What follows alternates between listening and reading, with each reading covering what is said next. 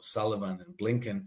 They were talking to Netanyahu, they were talking to Starmer, they were talking to Scholz, to Macron, and so on. But they were not talking to the Russians, and they barely talked to the Chinese. I mean, Xi Jinping said to Biden to his face, "You're lying to me." That doesn't happen very often in the world of diplomacy.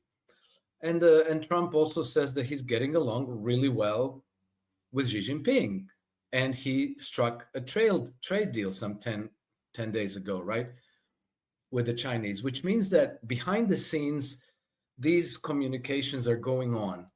When you look at the U.S. rhetoric about China, about Taiwan, it's just horrible. So, you have to ask yourself, why are they saying these things?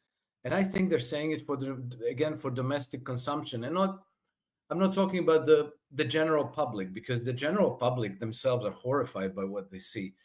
I think they're making this dog and pony show for the main interest groups in the United States. The military-industrial complex, the IPAC, the Christian Zionists, the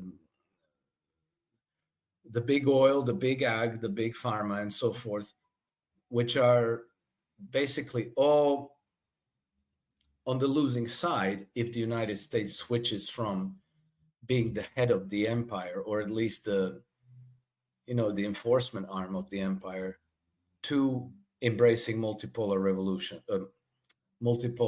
integrations. And I do believe that, based on the evidence presented, the Trump administration is still steering the ship in the direction of multipolar integrations. Alex, what's going on with the Trump administration? You remember the way that he was talking with Zelensky, that you don't have a winning hand, and your cards are so weak. And I think the main issue is with Donald Trump. He's trying to play with a losing hand. He hates the position that he's in. With Russia, with Iran, look at the way that many people are arguing that Iran is weaker, Iran is defeated in the Middle East, and with the case of Syria. But after all, look at the situation in the West Asia. It's not that much in favor of Donald Trump. He has a good relationship with the Arab states, but after all, there is no enmity, there is no animosity anymore between Iran and Saudi Arabia. And above that, what's going on with Russia is even worse. I would argue that he's not able to do anything to what's going on in Ukraine to show some sort of greatness, to show some sort of being strong, in a strong position. It's all losing hand, but he's trying to, in order to deal with that, he's trying to manipulate the situation if he gets some sort of leverage on these countries. This is the problem. I think the main problem with the Trump administration is it's not directly dealing with the problem, but trying to somehow manipulate the situation in order to gain leverage on them. I think with the case of Iran is even getting worse. With the case of Russia, it's much worse than what's going on in the West Asia. And anytime he tries to do something, he's even just, it seems that he's trying to get out of the quicksand, and anything you move faster, you go down faster.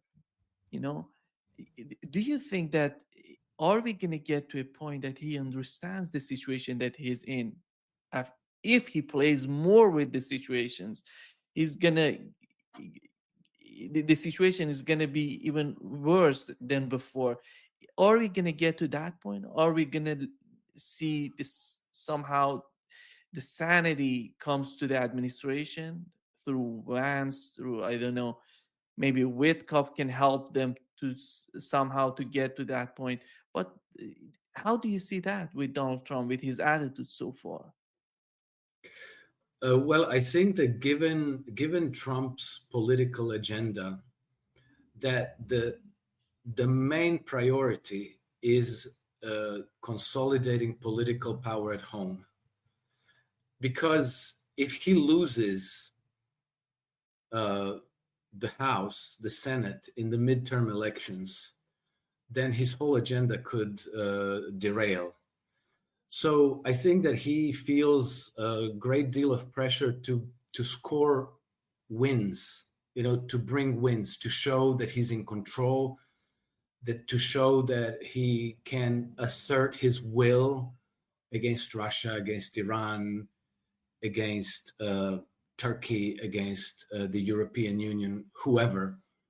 And so that he commands trust and loyalty of the most important people at home.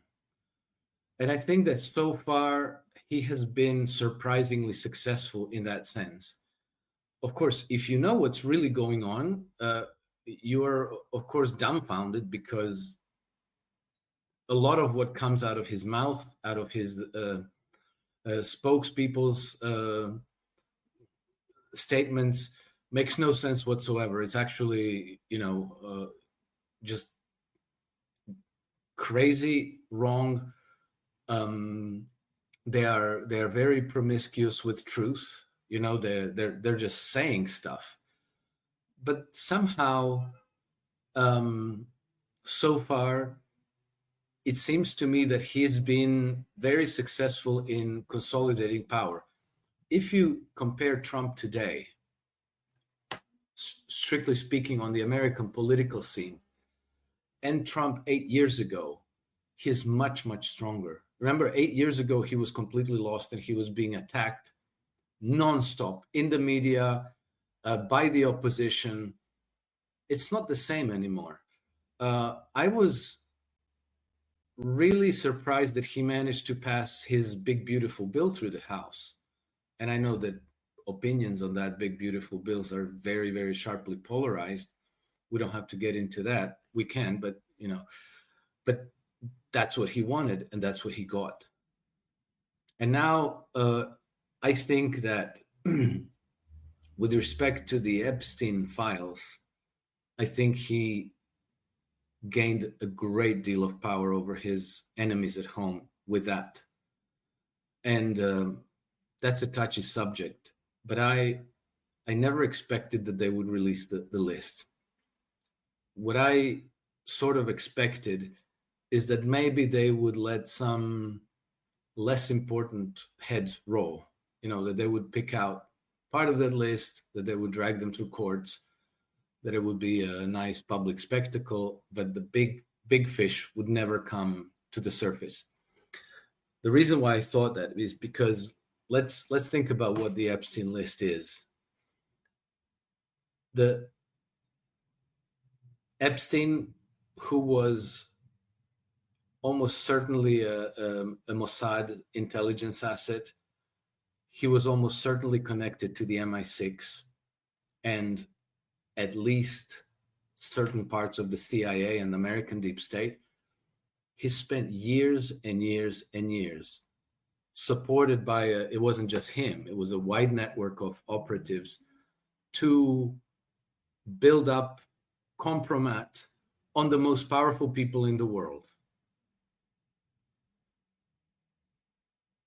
Why did they do that? Obviously, because it gave them power and influence over those people. You could, I don't know, you have, let's say, the chief editor of the New York Times in there. I don't know. I'm just guessing, or the chief editor of Washington Post.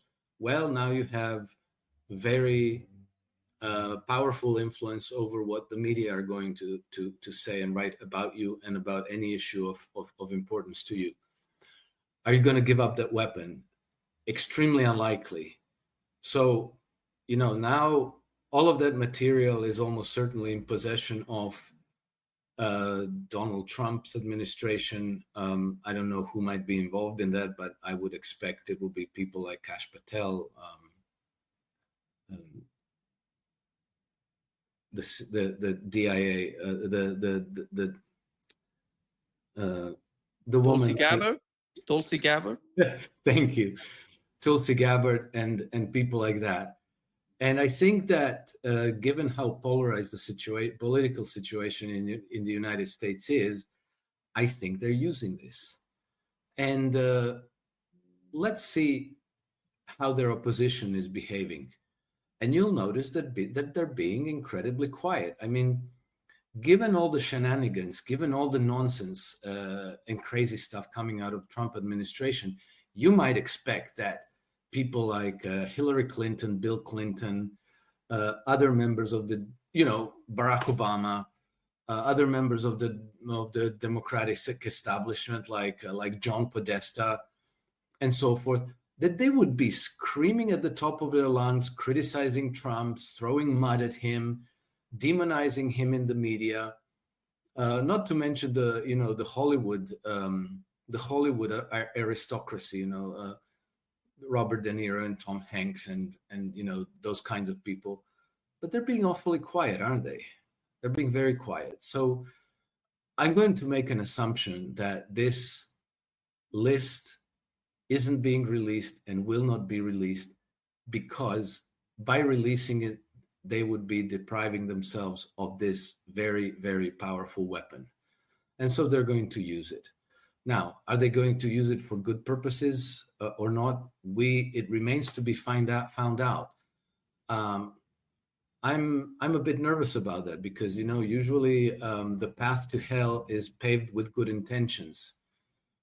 So it's a dirty game. Trump administration is certainly playing that game to their advantage for their political power. What they're going to do when they consolidate that power, as they're doing, we will only know when things happen. But it seems to me that moving away from being the imperial hegemon and moving towards making deals with other countries is a positive change. But how successful are they going to be with all this? Are they going to take it, go far enough? Are they going to resist the temptation to maybe, shift the interest of the empire from, let's say, European elites to the American elites? Because that's a huge temptation there. Like where you say, like, wait a minute, why don't we remain an empire, but we take the power to ourselves rather than allowing the city of London and Brussels to dominate in the game? That we will not know for a very, very long time. But at any rate, the empire today has very, very powerful competition in Moscow, in Beijing, in Tehran, and in the growing BRICS movement, which has realized that if they don't unite, all these countries can be picked apart one by one. If they do unite, well, then they can be a very credible and very powerful alternative to the empire. Alex, you mentioned the big, beautiful bill that Donald Trump is talking about and he wants to be passed. But what's in it that he's willing to sacrifice someone like Elon Musk and he's to gain it? What is the main difference when it comes to the way that Donald Trump is trying to deal with